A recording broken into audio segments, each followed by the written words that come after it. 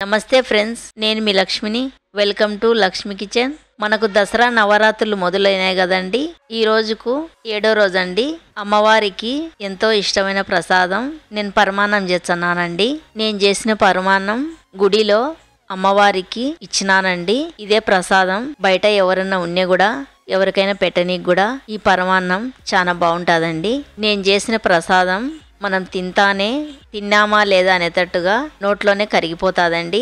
అంత బాగా చేసినానండి నేను పరమాన్నాన్ని. కుక్కర్ తీసుకున్నామండి. నేను చూపించే గ్లాస్ తో హాఫ్ గ్లాస్ కన్నా కొంచెం ఎక్కువ బియ్యం తీసుకున్నానండి. ఈ బియ్యము మనం రోజు అన్నం వండుకునే బియ్యమే అండి. పెసరపప్పు గ్లాసుకు నిండుగు తీసుకున్నానండి. బియ్యము పెసరపప్పు గ్లాసు నిండండాయండి. కుక్కర్లో వేసుకొని వాటర్ పోసుకొని ఒక 2-3 సార్లు బియ్యాన్ని పెసరపప్పును బాగా కడుగుదామండి. కడిగిన తర్వాత నేను పరమాన్నం చేయనికి వాటర్ ఏం వాడలేదండి. పరమాన్నం అంతా నేను పాలతోనే చేసినానండి. పాలతో చేసే గినక అమ్మవారికి చాలా మంచిదని పరమాన్నం అంతా పాలతోనే చేసినానండి. 3 గ్లాసులు పాలు తీసుకున్నానండి. కుక్కర్లో వేసుకొని ఒక యాలక బుడ్డ తీసుకొని కొంచెం అట్ట చితగొట్టుకొని వేసుకున్నానండి. కుక్కర్ మూతకు లబ్బర్ పెట్టుకొని విజిల్ పెట్టుకొని కుక్కర్కి పెట్టుకున్నానండి. ముందుగా గ్యాస్ ఆన్ చేసుకున్న తర్వాత కుక్కర్ని పెట్టుకున్నామండి. 3 విజిల్ వచ్చేంత వరకు పరమాన్నాన్ని ఉడికించుకున్నామండి.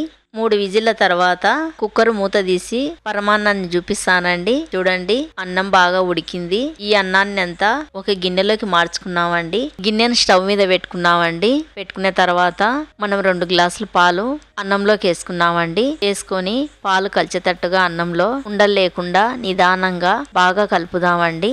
మనం అన్నంలో పాలు వేసినాం కదండి. ఇప్పుడు ఒక 2-3 నిమిషాల వరకు ఉడికించుకున్నామండి. ఇంకొక పక్కకు ఒక గిన్నె పెట్టుకొని గిన్నెలోకి 2 గ్లాసులు బెల్లం వేసుకున్నామండి. మనం అదే గ్లాస్ తో పెసరపప్పు బియ్యం కొలుచుకున్నాం కదండి. అదే గ్లాస్ తోనే నేను బెల్లం కూడా కొలుచుకున్నానండి. ఒక హాఫ్ గ్లాసు వాటర్ వేసుకున్నాం. వేసుకున్న తర్వాత బెల్లం కరిగేటట్టుగా గంటె తీసుకొని కలుపుకుంటా బెల్లాన్ని కరిగించుకున్నామండి. చూడండి, బెల్లం బాగా కరిగింది. ఇప్పుడు ఈ గిన్నెను స్టవ్ మీద నుంచి కిందికి దింపుకున్నామండి.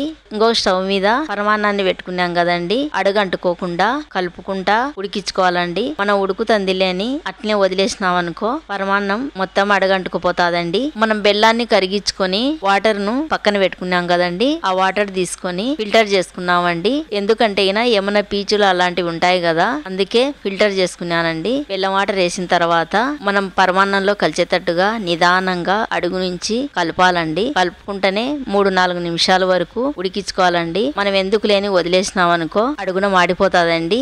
మధ్య మధ్యలో చూసుకుంటా పరమాన్నాన్ని ఉడికించుకోవాలండి. 2-3 నిమిషాల తర్వాత పరమాన్నాన్ని చూస్తామండి. చూడండి, పరమాన్నం బాగా ఉడికిపోయిందండి. మీరు పరమాన్నం పతలాంగందని అనుకుంటారేమండి. పతలాంగ అంటేనే చల్లగా ఈ లోపల గట్టి పడతాదండి.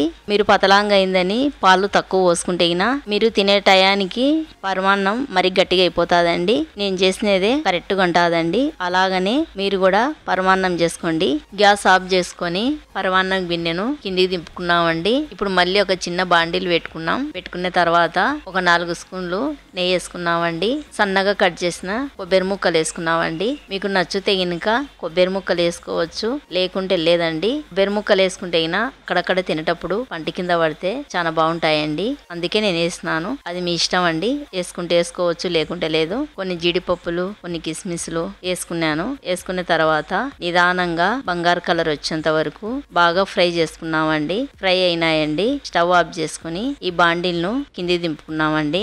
యాలకెలను నేను రోట్లో వేసుకొని దంచుకోలేదండి, చిదగొట్టుకొని అట్లనే వేసుకుంటున్నానండి. మనం పరమాన్నం తినేటప్పుడు యాలకెలు పంటి కింద పడితే బాగుంటాదని నేను అట్లనే వేసుకుంటున్నానండి.